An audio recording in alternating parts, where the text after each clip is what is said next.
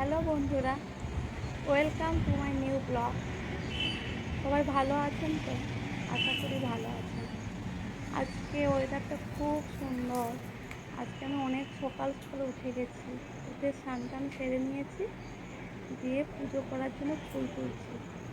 আমি জানেন তো, ব্যালকনিতেই ফুলের গাছ লাগিয়ে রেখেছি। ওখানেই যা ফুল হয় ওই দিয়েই ঠাকুরের পুজো করি, নিচেকে আর যাই না ফুল তুলতে। এবার আজকে ওই ফুল যা হয়, শুধু অনেকগুলো গাছ ছিল, সব গাছগুলোতে ফুল হচ্ছে না। কিছু কিছু দুটো তিনটে গাছে ফুল হচ্ছে, ওই দিয়েই ঠাকুরের পুজো করি।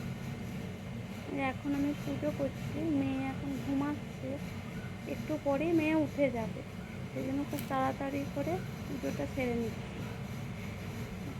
হাই দেখুন, বলো। মেয়ে উঠে হাই গেছে। মেয়েকে হাই হাই, বলতে কি বলছি, করছো তুমি কিছুতেই বলবে না। আদ্রিকা? তার উপর দুষ্টুমি শুরু হয়ে গেছে, খেলাধুলা করছে। ব্রেকফাস্ট এখন রেডি করা হয়নি, এবার ব্রেকফাস্ট ও করবো। খেলতে খেলতে আমি ব্রেকফাস্ট তো রেডি এই করে দিলাম। ব্রেকফাস্ট রেডি করলাম আজকে। ব্রেকফাস্টে দিয়েছি আমার মেয়েকে। ব্রেকফাস্টে দিলাম চিড়ের পরিচ আর কলা।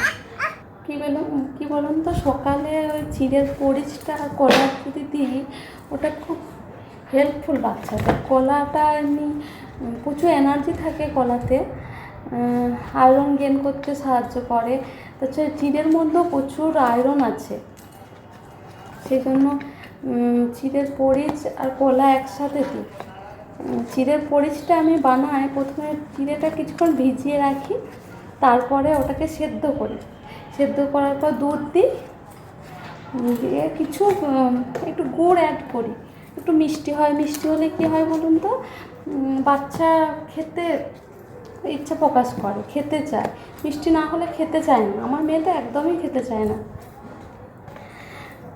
আর কলাটা তো প্রচুর হেল্প করে ওয়েট গেইন করতে, সেজন্য আমি প্রত্যেক দিন কলাটা দিই। কলাটা মোটামুটি আপনারা বাচ্চাদেরকে সকালে আর সন্ধ্যে দেবেন, ওটাই হচ্ছে কলা দেওয়ার অ্যাপ্রোপ্রিয়েট টাইম। কিন্তু মেয়েকে খাইয়ে তারপর খেলাধুলা করছিল, এখন ঘুমিয়ে গেছে। স্নান টান করিয়ে দিয়েছিলাম, এখন ঘুমাচ্ছে।